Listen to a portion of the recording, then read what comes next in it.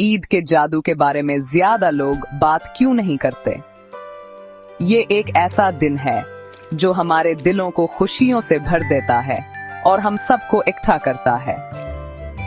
मैं आपको दिखाता हूँ कि ईद हम सब में बेहतरीन कैसे लाती है।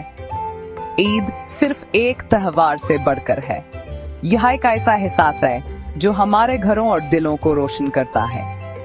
सुबह की पहली गिले मिलने से लेकर शेर खुरमे के आखिरी लकमे तक हर लम्हा मोहब्बत और शुक्रगुजारी में लिपटा हुआ है। ये खानदान को अजीज रखने, दोस्तों से मिलने और पड़ोसियों के साथ मुस्कुराहटें बांटने का दिन है। हम उन लोगों को याद करते हैं जो कम खुशनसीब हैं और सबके लिए अमनावर खुशी की दुआएं मांगते हैं।